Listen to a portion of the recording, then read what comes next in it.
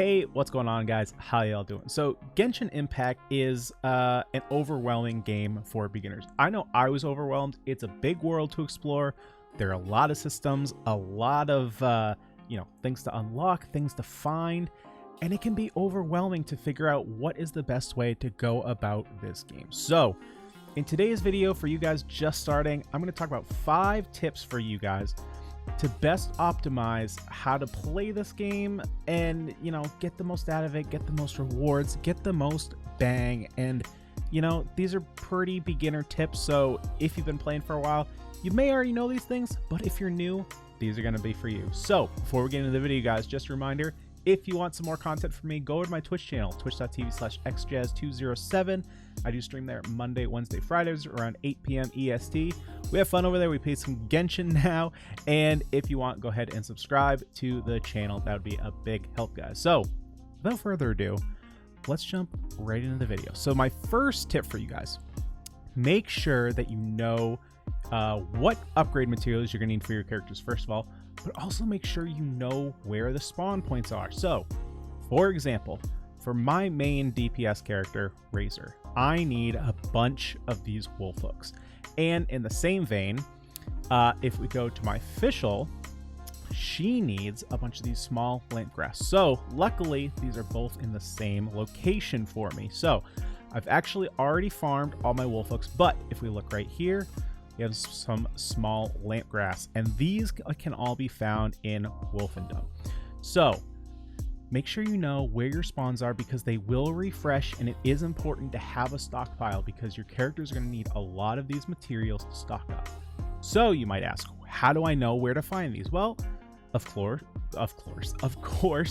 through exploration. But there's another key resource that you can use in order to find these materials. Now, this is the interactive world map. I will put the link to this down in the description. So basically, you can click whatever resource you'd like. If you'd like to look up teleporters, boom, it's going to show you where all the teleporters are located. If you want to know where all the statues of the 7 are, boom, they're going to show you that. Now, those are already on the map in the game. But like I said, we were looking for wolf hooks. Bam. This is where you're going to look in order for your wolf hooks. What about your small lamp grass? Boom. Well, it actually, okay, it does show some in the beginning, but there's some other patches around the world that you can go to farm those. So it's super important for those. Also, if you're looking for your Geoculus and your Animoculus, it has those there as well, and it shows all the locations. Also, what you can do is if you click on a mark, you can also mark it as found. This is really important when you're going through trying to find them all, because let's be honest, no one wants to go and re-look for these things. I went through this map trying to find them all, and I missed a couple, and then I had to go look up a video so that I could go through each one individually. So I basically had to go through it 3 times if you count the first run I did. It's really annoying, so make sure you use that mark as found feature. But this map will be super helpful for you to find all the materials you need and to know where the spawn locations are. And my next tip would be, make sure you know which of your characters have passive bonuses that help you when cooking or going on expeditions or crafting. Now, the way you find these out, you can either go into your character options, you can see talents, and like Razor doesn't have one that helps us there, but he does have a talent that helps us in the field passively.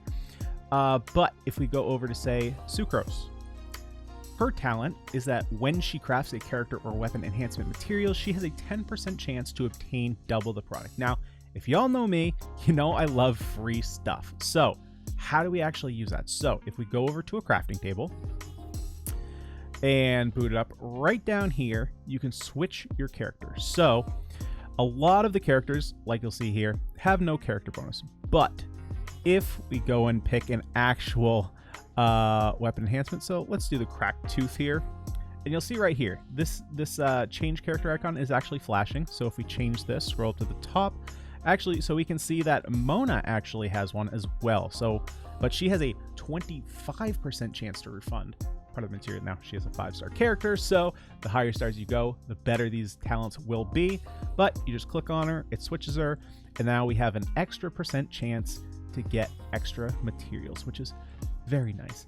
If you're a free-to-play player especially, you're really going to want your free stuff, and this is just extra bonus, so make sure you know which characters will give you extra bonuses.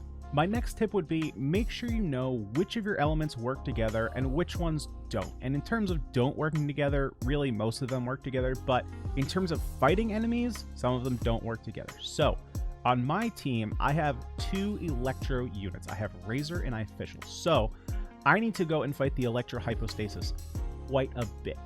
But when I'm fighting him, he actually doesn't take any damage from my Electro users, which frankly is half my team. So I'm currently in the process of building up different elemental users, so that way I have a different team to fight different bosses.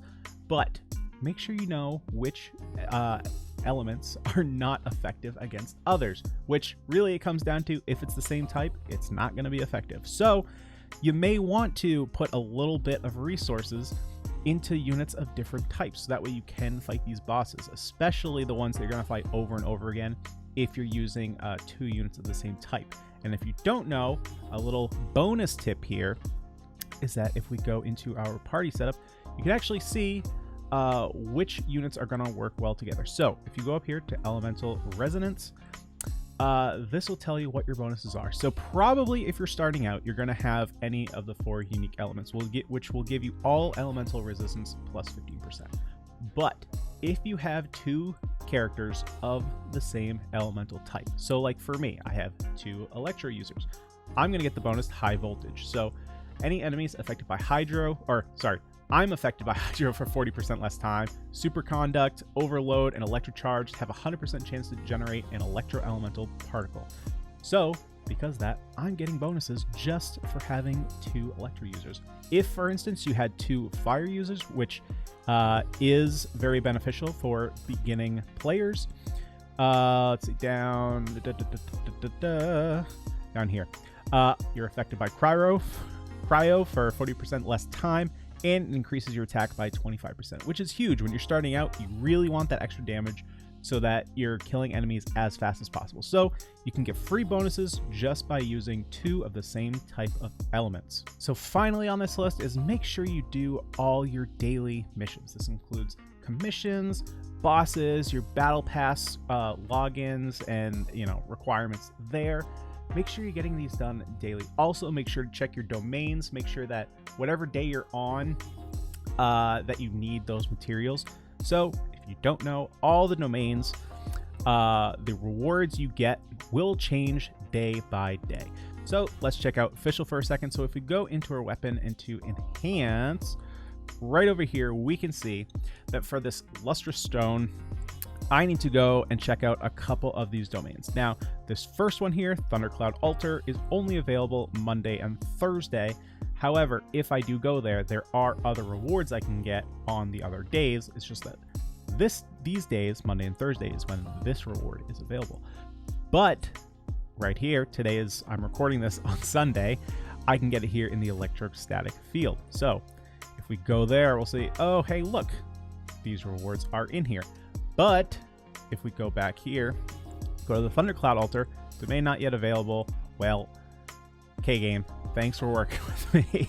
But you get the point that some of the materials that you're going to need are not available on every day. So make sure you know which days you need to be playing in the domains you need to level up your characters. Because if you miss them, you'll have to wait for a day or 2, which isn't the end of the world. But if you want to advance as fast as possible, make sure that you're doing it as early as possible. And also, like I said, make sure that you're doing your daily commissions. If you don't know, once you're a part of the Adventures Guild, you can come right up here to this book, click on that, and down here in commissions, this will give you 4 missions a day that you can complete for rewards. And then once you trade them all in, you'll get even more rewards. This is very helpful for getting your adventure rank up.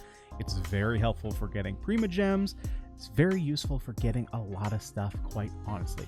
And also, once you get really high up, you can earn even further rewards by getting keys by doing dailies. Now, I haven't even gotten there yet. You have to get adventure rank 32 to at least start unlocking them, but it's a little bonus that you get just from doing daily commissions, so you can stock those keys up to 3 at a time, I believe.